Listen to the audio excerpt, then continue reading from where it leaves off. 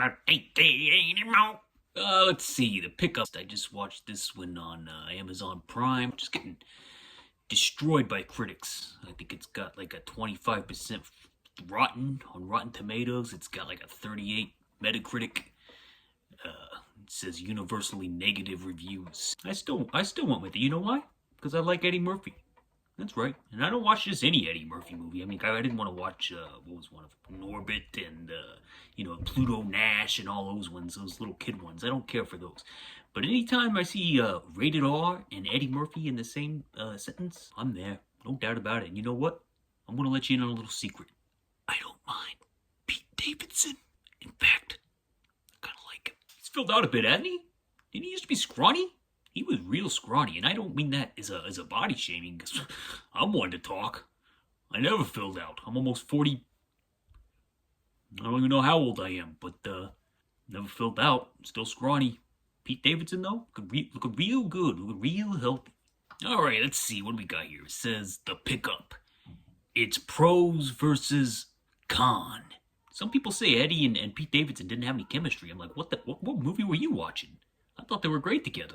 I'm gonna try to keep this spoiler free, but or mostly spoiler free. But there was one little Easter egg musical needle drop. Maybe I hinted at it earlier. I don't know, but that was fun. That was funny. I like that one.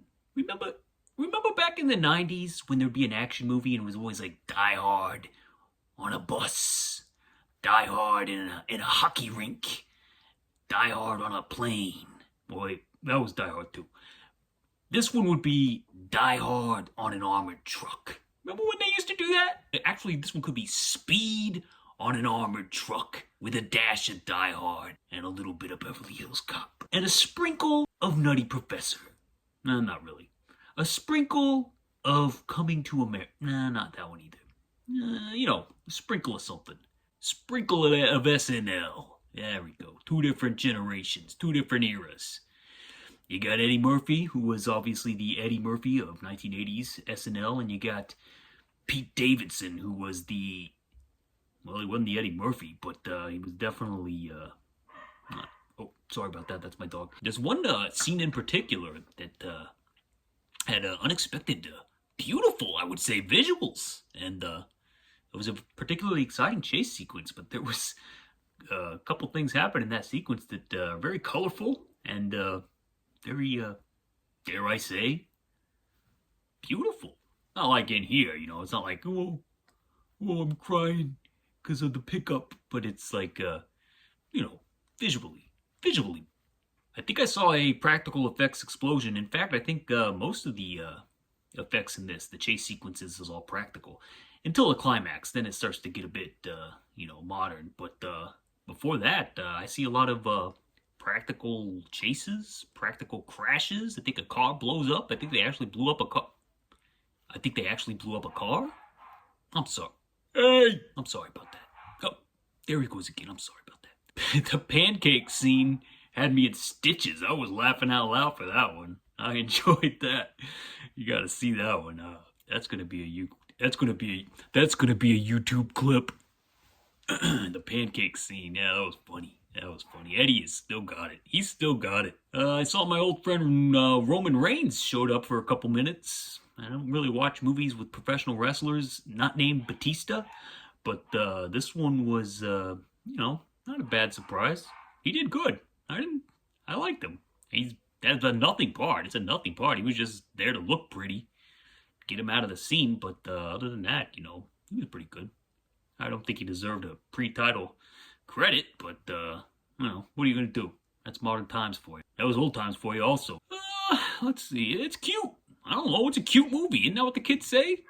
Oh, it was cute. It's a cute movie. It was cute. It's cute.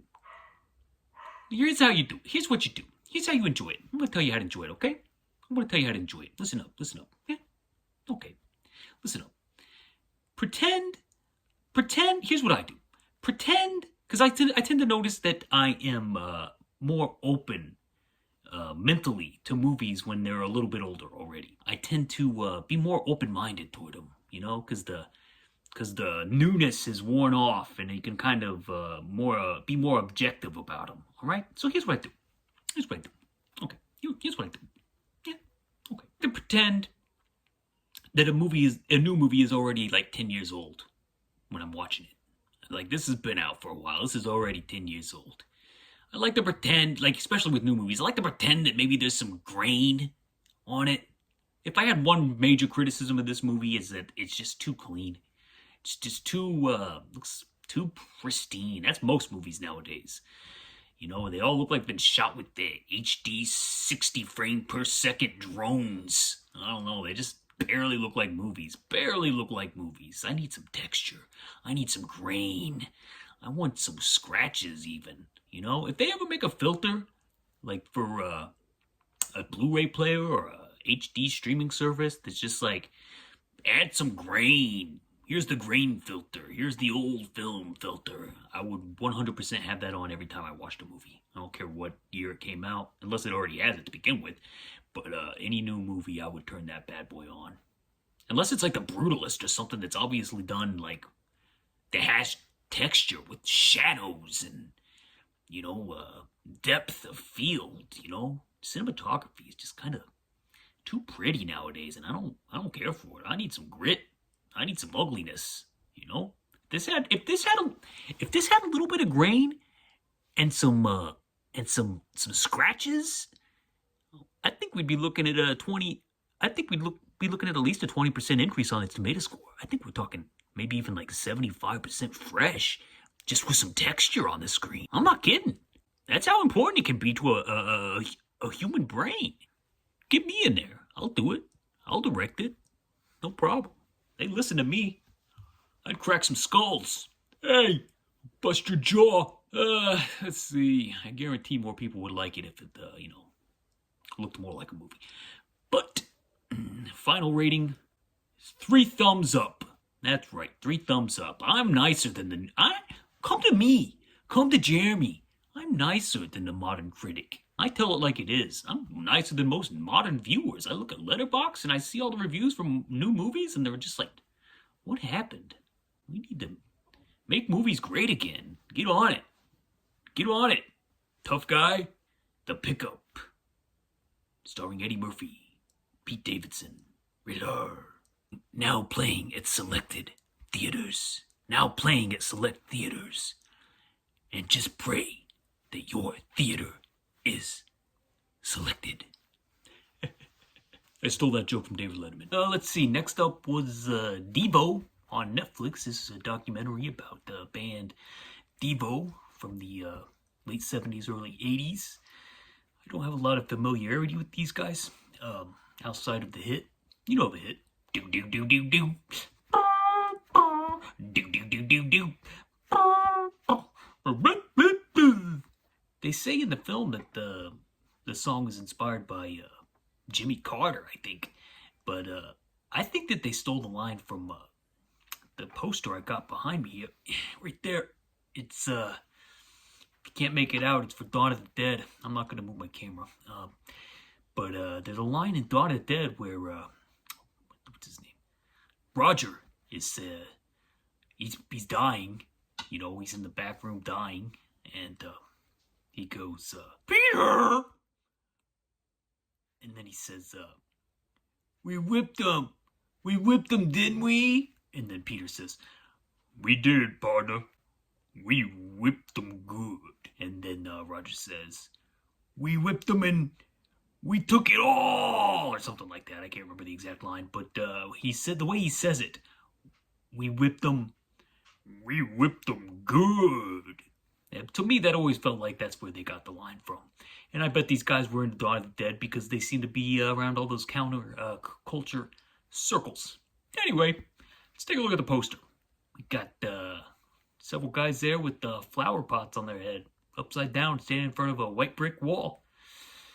Yep, that'll do it. I always took them, like, I knew Whip It, but I always took them as like a nerd band, you know, like nerd rock, like the same vein as like a Monty Python sketch or something. You know how you had all those kids that would go around in the school and they would do the "We are the knights who say me." That's who these guys appealed to. I don't think I'm wrong about that after watching the documentary either, because although some of the early tunes that they were playing on stage are actually quite punk. I think they were like a new wave punk band, you know? They were kind of in the same circles as the Ramones for a while there. And, you know, they're not bad. They're not bad. The music's good. I might check out their album. They got a lot of music videos, that's for sure. We see a lot of them in this thing. But, yeah, these guys were true artists. Apparently, remember that whole Kent State thing back in the 1970s? Apparently, a couple of them were at that thing while it was going down. And it inspired them to do this. De-evolution, they call it. Devo. Yeah, pretty heavy stuff. Heavy stuff. One of them says, one of the hunky ones, there's a couple of hunky guys in Devo.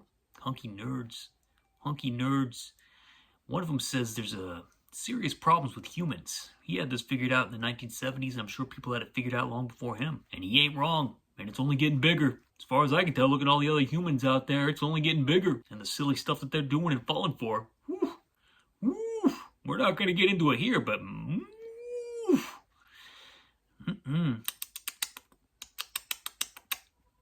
no, sir. Let's see. Now, while watching this, I kind of... Did Devo... Did Devo do the Max Headroom broadcast intrusion? There's some masks in here that look kind of skeptical and similar to that one. So, I wouldn't put it past them. Some of the performance art stuff that they were doing back in the 1980s, I think Devo could have had something to do with that. Somebody should take a look into those guys. I mean, I'm sure the statute of limitations has run out, but I think we should look at Devo for that Max Headroom. Plus, it was on during a nerd show. Nerds, I think, was one of the things that he said. I'm serious. I'm not joking around. I'm not kidding around here. I'm serious. I think Devo was involved in the Max Headroom broadcast intrusion in the 1980s, interrupting an episode of Doctor Who in, where was it, Chicago? Chicagoland? Yeah. Serious stuff. John Lennon, Jack Nicholson, John Waters, Dennis Hopper, Iggy Pop, all of them were fans of Devo. John Lennon walked up to him after a show and sang their song back to him. That's how big they were. John Lennon loved them, like the Devos. And they were hunks. I'm telling you, these Devos were hunks. And they had it figured out, and they were really smart. So, and it's a good doc. Kept me entertained. 90 minutes, swift. I felt like I wanted to learn more, actually. I wanted to watch all their music videos. Some of those look pretty heavy. Let's see, what was it? We got one more movie here. Sometimes, I've said this before, but on Friday nights, I like to sit back sometimes, just watch a B movie, you know, just a genre film, a genre picture. And the best place to find genre pictures right now in 2025 of our Lord is Tubby TV. So I just typed in 2005, but I'm gonna give anything a shot. So I typed in 2005 because, you know, that's the year I was on this week because of, you know, because I got a system in my brain, and I got one of those brains that needs to do things a certain way. Some people call it OCD. It's probably what it is. But you know what? I don't have to do it that way. It's just a system, that's all. Don't judge me. I got medication for that. And it works. I'm living proof of that. Baby steps. Dr. Leo Marvin. Anyway, I was looking on Tubby, and I was scrolling along, 2005 B movies, trying to find something that found a couple options that looked like they were jumping out at me. And then I saw this one, and I don't know, I couldn't figure out why I was attracted to that particular cover art, but I decided to give that one a go. And give it a go I did. And to be honest with you, not bad. I'm sorry about that, my dogs are barking. Right off the bat, the acting is not bad at all. I think these are professionals. I think they're professionals. Well, some of them are. Not all of them, but some of them are. The opening credits I thought were clever. They displayed the credits like they were in a science textbook. Because you...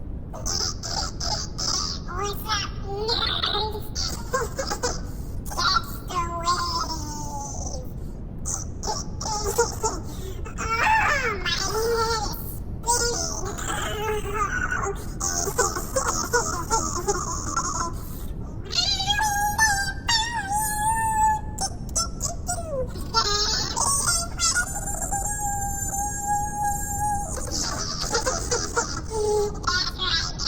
wave.